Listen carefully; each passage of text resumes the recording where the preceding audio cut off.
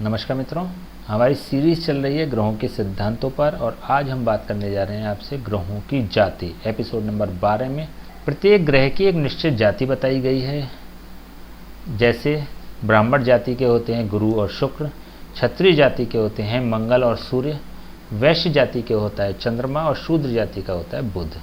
इसके अलावा अंतज का कारक, अंतज जाति या अंतज का कारक मतलब इसका ठीक से मतलब एक सीधा सा जो मतलब होता है या शाब्दिक अर्थ जो होता है उसके अछूत के रूप में हम मान सकते हैं। ये पुराने बहुत पुरानी अगर बात करें एक मतलब ये एक उस दौर की हम बात करते हैं जिस समय में कुछ जातियों को अछूत समझा जाता था, तो उस जाति में कंसीडर किया गया शनि को। अच्छा, इसमें एक चीज़ और भी है, थोड़ा सा एक अमेंडमेंट है। ये एक सिद्धांत तो ये है कि इस तरह से ग्रहों को देखा जा सकता है। थोड़ा सा एक अमेंडमेंट ये है कि वैश्य जाति में कुछ ग्रंथों में क्या हुआ कि अंतज जाति को नहीं लिया गया, केवल इन 4 वर्णों को लिया गया, इन 4 जातियों को लिया गया, जिसमें कि अंतज को नहीं लिया गया, शूद्र में शनि को रखा गया और वैश्य में चंद्रमा और बुध को रखा गया। वैश्य बेसिकली क्या होता है, व्यापार का कारक है। व्यापार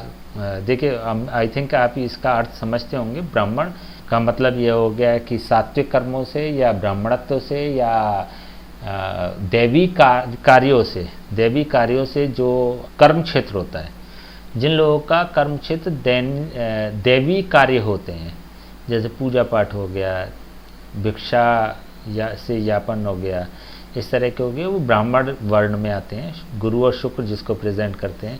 क्षत्रिय हो गया वीरता के कार्य, डेयरिंग कार्य जितने भी हैं वो मंगल और सूर्य की श्रेणी में आ गए। ब्राह्मण की श्रेणी में टीचिंग वर्क भी आ गया। ब्राह्मण से संबंधित ये हो गया कि विद्या का दान करना ब्राह्मणों का ही कर्म था।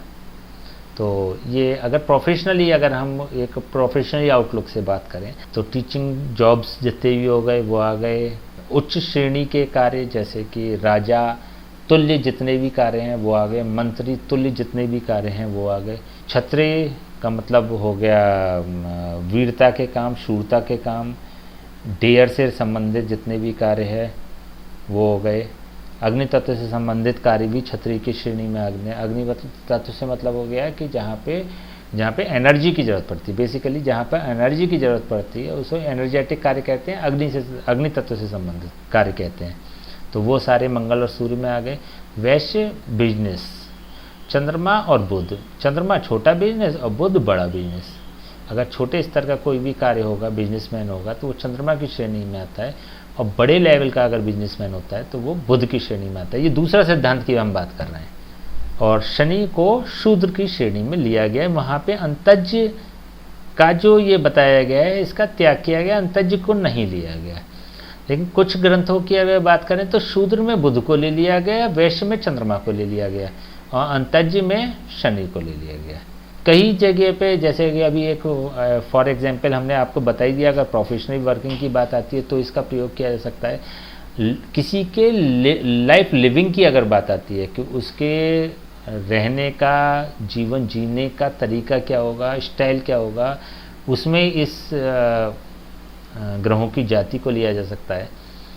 भोजन के प्रकार के रूप में लिया जा सकता है कि आदमी किस तरह का भोजन पसंद करेगा। और देखिए, बहुत छोटे छोटे क्वेश्चन या बड़े बड़े क्वेश्चन में भी इस सोच को, इस कॉन्सेप्ट को कंसीडर किया जा सकता है, जिससे कि आपके प्रेडिक्शंस में थोड़ी गंभीरता आएगी, थोड़ी क्लैरिटी आएगी। माइन्यूट प्रेडिक्शंस तक आप जा सकते हैं इनको कंसीडर करिए। ये बहुत छोटे छोटे टॉपिक है, बहुत महत्वपूर्ण टॉपिक है। तो अगर आप इसका यूटिलाइज करते हैं तो आई थिंक आपको करना चाहिए। अगर आपको एक अच्छा एस्ट्रोलॉजर बनना है तो आपको इसके ये छोटे छोटे नियम हैं, छोटे छोटे सूत्र हैं, छोटी छोटी चीज़ें हैं, इनको कंसीडर किया जाना चाहिए जिससे कि अच्छे प्रेडिक्शंस हो पाएँ। चलिए, हमने बात करी ग्रहों की जाति की। नेक्स्ट एपिसोड में नई चीज़ के साथ हम हाजिर होंगे। तब तक के लिए आज्ञा दीजिए। नमस्कार।